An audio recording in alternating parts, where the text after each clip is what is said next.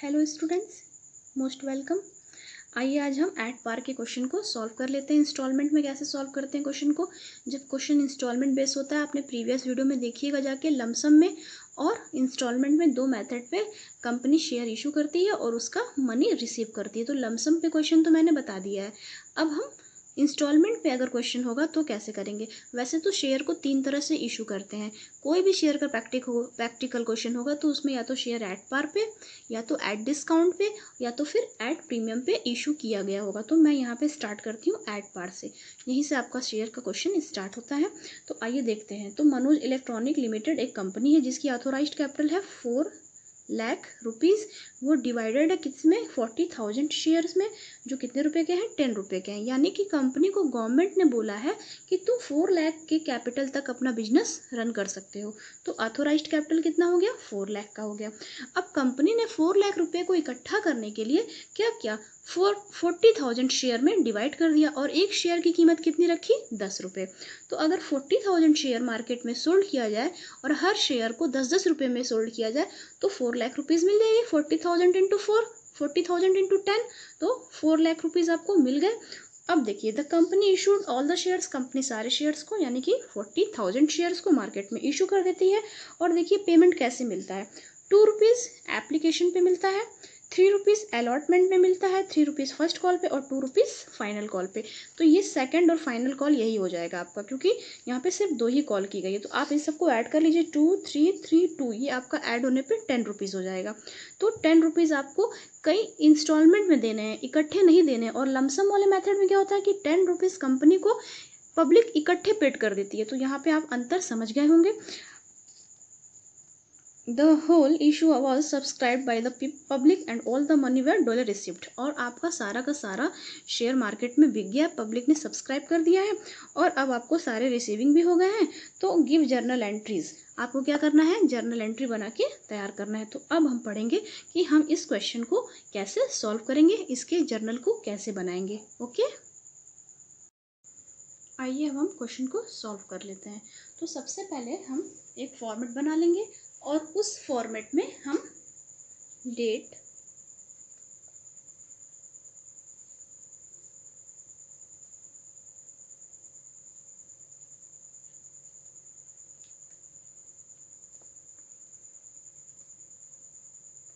Particulars,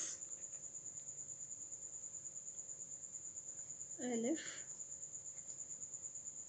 amount debit और amount credit, इतनी चीज़ों को हम लिख लेंगे। अब हम वन बाय वन अपने क्वेश्चन को करते जाएंगे। तो देखिए, सबसे पहले एंट्री होगी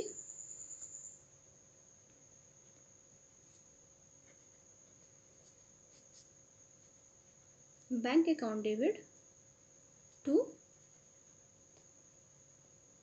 शेयर एप्लीकेशन अकाउंट। क्या एंट्री हुई, bank account debit to share application account. ये एंट्री किस चीज़ की हुई, जो एप्लीकेशन का फॉर्म बिका है उससे जो पब्लिक ने पैसा कंपनी को रिसीव करवाया है, यानी कि जो मनी कंपनी को रिसीव हुई एप्लीकेशन फॉर्म के थ्रू, उस पैसे को, उस मनी को, उस अमाउंट को हम कहाँ लिखेंगे, बैंक में लिख देंगे। तो जब भी कैश आता है तो उसको डेबिट कर देते हैं। और किसके थ्रू आ रहा है, शेयर एप्लीकेशन के थ्रू। अब हमें यहाँ पे अमाउंट फिलअप करना है। तो देखिए, मैंने आपको बताया था कि जो आपका शेयर था, क्वेश्चन मैंने भी आपको पढ़ के सुनाया, उसमें जो शेयर था वो कितने रुपए का था, 10 रुपये का था। और उसके इंस्टॉलमेंट को, पहला इंस्टॉलमेंट एप्लीकेशन का था, फिर अलॉटमेंट का था, फिर फर्स्ट कॉल का था और फिर second and final call. Okay, तो देखिए क्वेश्चन में आपके बोला गया था कि एप्लीकेशन पे कंपनी कितना लेगी, 2 रुपये ले लेगी, ठीक है। अलॉटमेंट पे कंपनी कितना लेगी, 3 रुपये ले लेगी। फर्स्ट कॉल पे कंपनी कितना लेगी, फिर 3 रुपये ले लेगी। और फाइनल कॉल पे कंपनी कितना लेगी, 2 रुपये ले लेगी। इस तरह से ये इंस्टॉलमेंट आपका हो गया। और आपके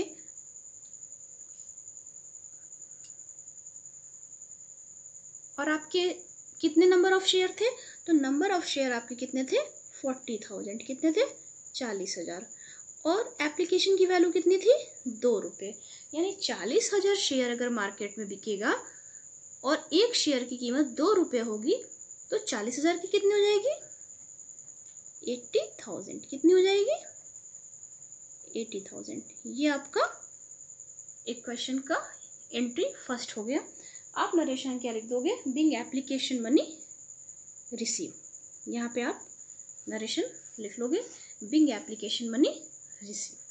चलिए अब तो ये फर्स्ट एंट्री हो गई। अब बच्चों क्या करना है, ये जो एप्लीकेशन मनी रिसीव हुई है 80,000, ये हम किस लिए इकट्ठा कर रहे हैं, हम कैपिटल के लिए इकट्ठा कर रहे हैं। और कैपिटल वाले बॉक्स को हम क्या करते हैं, क्या कहते हैं, शेयर कैपिटल कहते हैं। यानी कि जो शेयर के थ्रू जो भी कैपिटल के लिए अमाउंट इकट्ठा हुआ है, अब उसको हम ट्रांसफर कर देंगे। क्योंकि पैसा बैंक में आया तो बैंक के अकाउंट में तो रहेगा नहीं, उसको आप क्या करोगे, अपने कंपनी के अकाउंट में ट्रांसफर कर दोगे।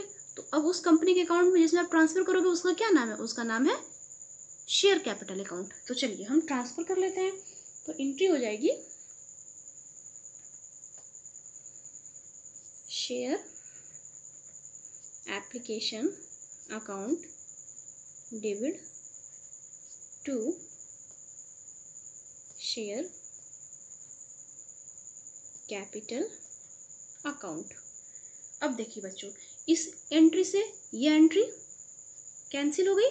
तो अब बैंक का पैसा कहाँ चला गया, शेयर के अकाउंट में। कौन से अकाउंट में, जो कैपिटल के लिए बनाया गया था, यानी कि शेयर कैपिटल अकाउंट में।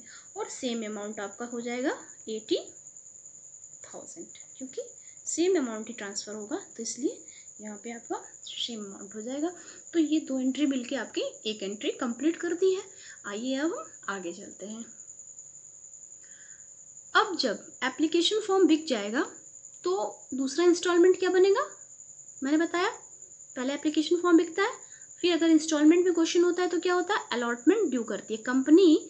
पब्लिक को बोलती है कि आपका अलॉटमेंट का पैसा बाकी, कुछ मंथ के गैप पे बोलती है, थोड़ा टाइम मिल जाता है पब्लिक को पेमेंट करने के लिए। तो कंपनी बोलती है कि आपका अब अलॉटमेंट का मनी बकाया है, आप उसको पेड कर दीजिए। तो पहले कंपनी क्या करेगी, रिमाइंड करवाएगी पब्लिक को।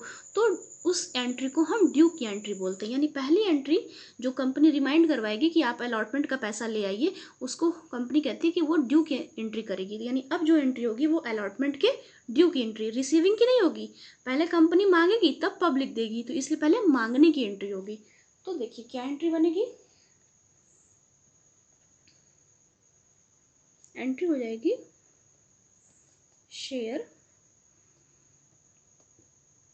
Share allotment account, share allotment account debit to share capital account. Okay, share allotment account debit to share capital account. अभी कहीं भी बैंक के बारे में डिस्कशन नहीं किया गया है। जब तक बैंक एंट्री में नहीं आएगा तब तक आप समझ लेना कि कोई भी रिसीविंग पब्लिक से नहीं हुई है।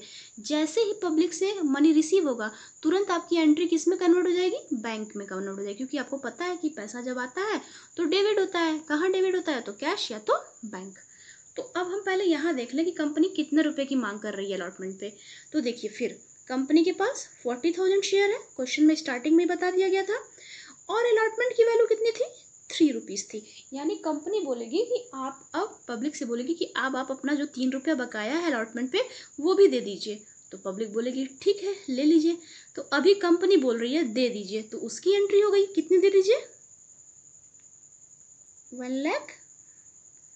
1,20,000, 1,20,000। ओके, 1,20,000 के लिए कंपनी ने रिमाइंड करवा दिया, यानी कि अलॉटमेंट ड्यू कर दिया। ओके, अब क्या होगा, अब जब अलॉटमेंट ड्यू होगा तो नरेशन हो जाएगा यहाँ पे बिंग अलॉटमेंट ड्यू। क्या हो जाएगा नरेशन, बिंग अलॉटमेंट ड्यू। चलिए अब जब पब्लिक को पता चलेगा कि कंपनी ने तो अलॉटमेंट ड्यू कर दिया, यानी कंपनी ने तो अपना जो बकाया अलॉटमेंट पे रुपया था वो मांग रही है, तो पब्लिक कहेगी कि ठीक है पेमेंट ले लो। अब देखिए जब कंपनी पेमेंट लेगी और पब्लिक पेमेंट करेगी तो पैसा कंपनी के पास आएगा और पब्लिक के पास से जाएगा। तो खैर हम यहाँ पब्लिक का तो हम यहाँ पे शेयर अकाउंटिंग तैयार नहीं कर रहे हैं, हम तो कंपनी का अकाउंटिंग कर रहे हैं। तो हम यहाँ पे किसका डिटेल लिखेंगे, कंपनी का। और कंपनी के पास जब अमाउंट आएगा तो वो अमाउंट डेबिट हो जाएगा, क्योंकि आने वाली चीज़ों को डेबिट करते हैं। तो देखिए अब कंपनी अमाउंट को रिसीव करेगी तो वो अमाउंट कहाँ पे आएगा, बैंक में आएगा। तो बैंक अकाउंट डेबिट किसके थ्रू आ रहा है, शेयर अलॉटमेंट, किसके थ्रू आ रहा है, शेयर अलॉटमेंट के थ्रू। कितना रुपया आ रहा है, टोटल वही आ रहा है 1,20,000, 1,20,000। ओके, इसमें कोई डाउट नहीं है, जो आपका ड्यू होगा, बकाया होगा, वही रिसीव होगा। और एंट्री हो जाएगी बिंग अलॉटमेंट मनी रिसीव्ड। क्या एंट्री हो जाएगी, being allotment money received, being allotment money received हो जाएगी। ठीक है, तो ये एंट्री हो गई और ये नरेशन हो गया। यानी ये दो एंट्री मिलके फिर एक एंट्री कंप्लीट करती है, एक ड्यू की और एक रिसीविंग की। ये दोनों एंट्री आपस में कनेक्टेड है। और एक देख लीजिए आपकी कि इस एंट्री, इस लाइन से ये लाइन कैंसिल हो जाएगा, तो फिर आपका बेसिक पैसा कहाँ गया, शेयर कैपिटल में ट्रांसफर हो गया। तो बच्चों जो भी शेयर के थ्रू मनी मिलती है वो शेयर कैपिटल में ही ट्रांसफर होती है, फिर उसी से कंपनी अपना बिजनेस करती है। ओके, तो ये दो स्टेप आपके हो गए। अब हम आगे चलते हैं। क्योंकि एप्लीकेशन था, यहाँ पे आप देख लीजिए एप्लीकेशन था, हो गया। फिर अलॉटमेंट दूसरा इंस्टॉलमेंट था, ये भी हो गया। अब फर्स्ट कॉल बाकी है और फाइनल कॉल बाकी है। तो चलिए हम इस पर भी डिस्कशन कर लेते हैं।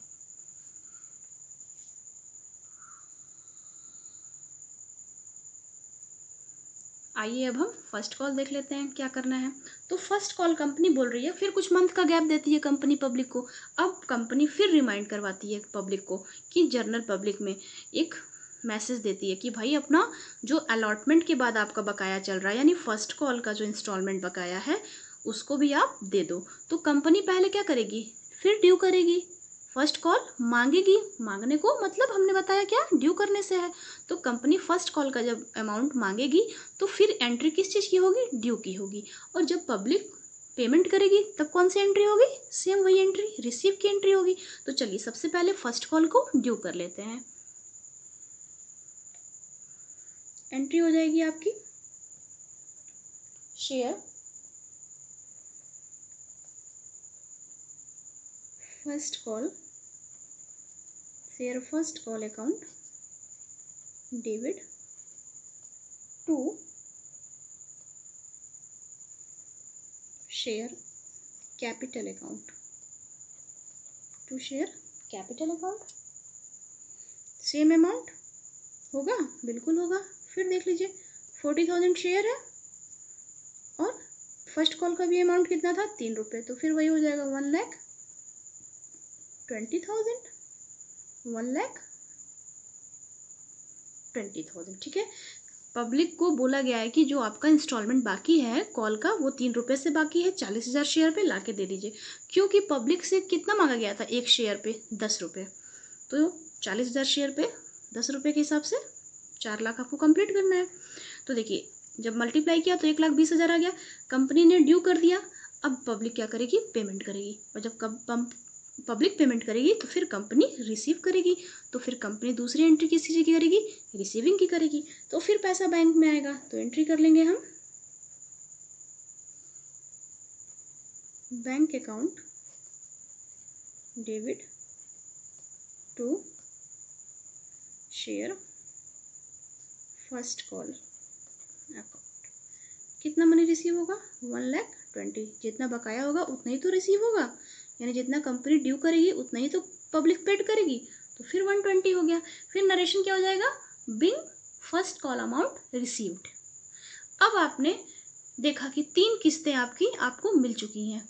अब आप आगे क्या करोगे, चौथी किस्त बनाओगे। और आप चौथी किस्त किस चीज़ की बनाओगे, आप चौथी। तो अब हम अपनी फोर्थ इंस्टॉलमेंट भी पब्लिक से ले लेंगे। तो फोर्थ इंस्टॉलमेंट जो है वो भी कॉल है। तो जैसे आपने ऊपर एंट्री की वैसे ही सेम एंट्री आपको नीचे भी कर देनी है। तो आइए अब हम अपना फोर्थ इंस्टॉलमेंट मीन्स की सेकंड एंड फाइनल कॉल भी ड्यू कर लेते हैं। तो एंट्री क्या हो जाएगी,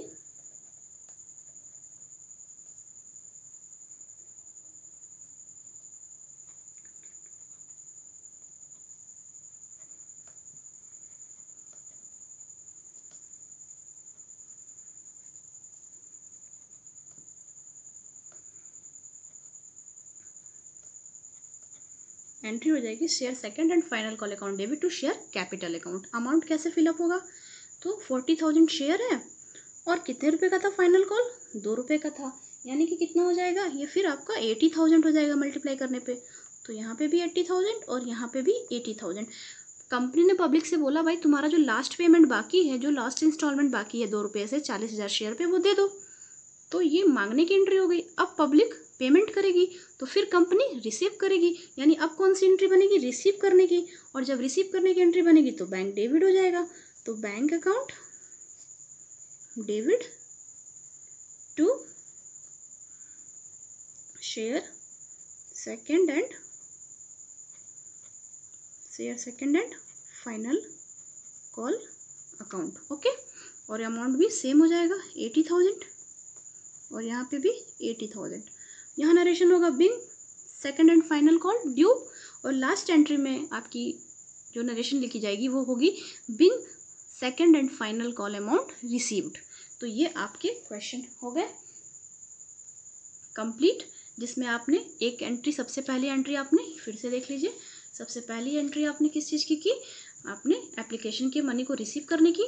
दूसरी एंट्री आपने की इस अमाउंट को शेयर कैपिटल में ट्रांसफ़र करने की।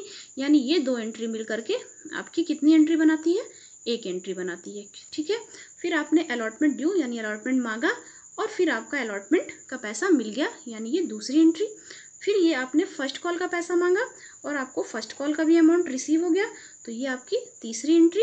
और उसके बाद आपने शेयर सेकंड और फाइनल कॉल को भी मांग लिया पब्लिक से और उसका भी पैसा आपको मिल गया, यानी 4 एंट्री है। और टोटल एंट्री 8 है, लेकिन एक में 2 का पेयर है। ओके, तो एक एंट्री दूसरे एंट्री से रिलेटेड है। तो इस तरह से आई होप कि आपको ये क्वेश्चन अच्छे से समझ में आ गया होगा। आप कोई क्वेरी होगी तो मुझसे पूछ लीजिएगा, कमेंट बॉक्स में भी पूछ सकते हैं। और अब हम नेक्स्ट वीडियो में मिलेंगे अगले प्रैक्टिकल क्वेश्चन के साथ। Thank you.